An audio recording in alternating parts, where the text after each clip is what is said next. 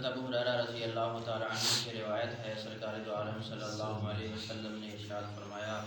من صام رمضان و احتسابا غفر له ما تقدم من ذنبه، جس نے رمضان کے روزے رکھے ایمان اور ثواب کی نیت سے، ایمان کی حالت میں اور ثواب کی نیت سے، غفر له ما تقدم من ذنبه، اس کی اگلے پچھلے گناہ معاف۔ ایک اور حدیث میں حضرت عبد الرحمن بن عوف رضی اللہ تعالیٰ عنہ بیان فرماتے ہیں، سرکار دو عالم صلی اللہ علیہ وسلم نے ارشاد فرمایا، من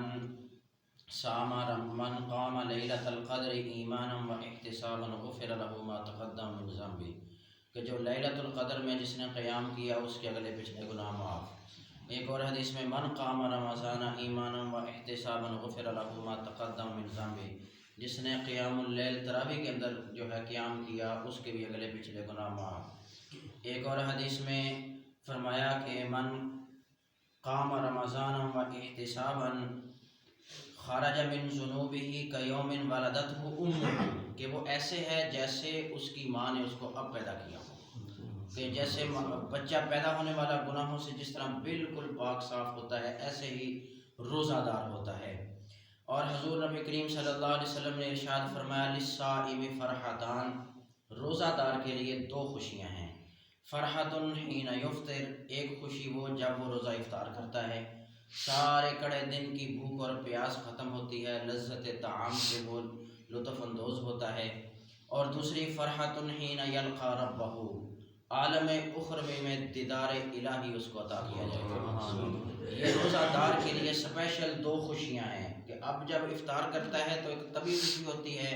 جب قیامت والے دن اپنے رب سے ملے گا تو پھر اپنے رب کا دیدار کر کے جو خوشی ہوگی اس کو، پھر اس کو پتہ چلے گا کہ یہ میرے روزے کا اجر و ثواب کتنا زیادہ تھا۔ اور فرمایا کہ یہ روزہ جو ہے اللہ رب العزت فرماتے ہیں کہ جتنی بھی انسان کی بندے کی نیکیاں ہیں ابن آدم کی، ان کا اجر و ثواب 10 گنا سے بڑھا کر 700 گنا تک عطا کیا جاتا ہے۔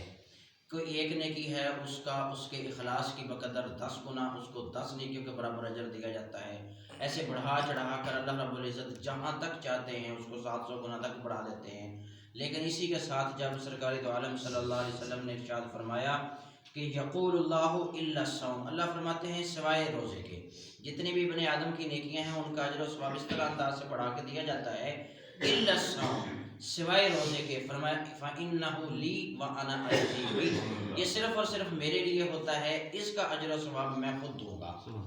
کہ یہ جو کرامن کاتبین ہوتے ہیں، نیکیاں لکھنے والے فرشتے، ان میں اللہ رب العزت ان کے ذمہ لگایا ہوتا ہے کہ یہ بندہ جب نیکی کرے گا تو اتنا اس کا ثواب لکھنا ہے، یہ نیکی کا ارادہ کرے گا تو اتنا ثواب لکھنا ہے، اگر برائی کا ارادہ کرے گا تو برائی نہیں لکھنی، اگر کر بھی لے گا پھر بھی نہیں لکھنی، اگر اس کے بعد توبہ نہ کرے پھر لکھ لینا۔ لیکن جب روزے کی باری ہے اللہ رب العزت نے ان کرامن کاتبین کے سپرد یہ نامہ عمل کیا ہی نہیں ہے۔ فرمایا کہ یہ رجسٹر اور یہ قلم میرے ہاتھ میں ہے، اب میں اس کو بڑھا چڑھا کر لکھوں گا۔ یہ ایسا کیوں ہے؟ باقی عبادات سے ہٹ کر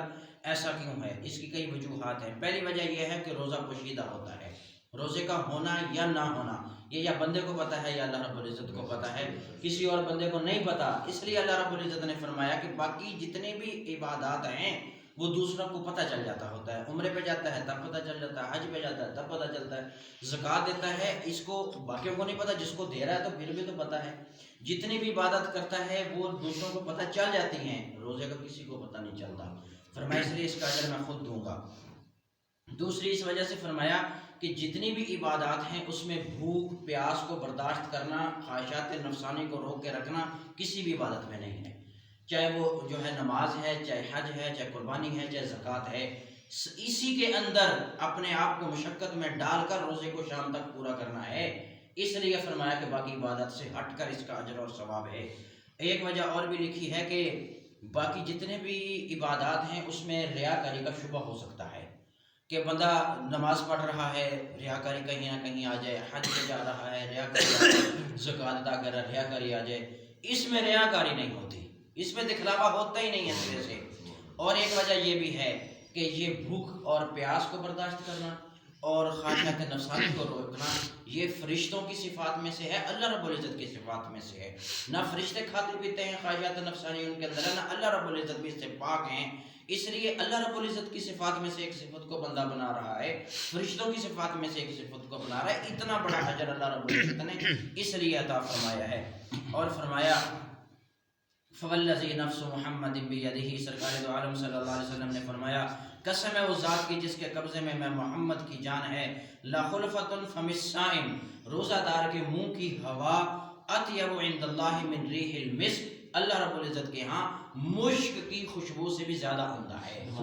کہ صبح سے لے کر شام تک اس کا معدہ خالی ہے، پیٹ خالی ہے، اس کے اندر سے نکلنے والی ہوا جو کسی اور کے سامنے اگر بولے تو اس کو ناگوار محسوس ہوتی ہے، اللہ رب العزت کے ہاں اس روزہ دار کی منہ کی ہوا مشک کی خوشبو سے بھی زیادہ جو ہے پاک ہے اور اللہ رب العزت کے ہاں قیمتی ہے۔ فرمایا کہ جنت کے 8 دروازے ہیں، ان میں سے ایک کا نام باب الریان ہے، 7 دروازے باقیوں کے لیے ہیں، ایک دروازہ صرف اور صرف روزہ داروں کے لیے ہے۔ قیامت والے دن اعلان ہوگا باب الریان کھول کر، کہاں ہے روزے دار؟ وہ جب اٹھیں گے کہیں گے اس مخصوص دروازے سے داخل ہو جائیں، جب وہ روزے دار اس مخصوص دروازے سے جنت میں داخل ہو جائیں گے دروازہ پیچھے سے بند، اب اس کے بعد دیگر عبادات کی کسی میں سے بھی وہ دروازہ نہیں کھولا جائے گا کہ اس دروازے سے باقیوں کو جنت میں داخل کیا جائے۔ یہ صرف اور صرف 8 دروازوں میں سے دروازہ خاص کیا گیا ہے روزہ داروں کے لیے۔ اللہ رب العزت ہمیں رمضان کے فضائل کو مد نظر رکھتے ہوئے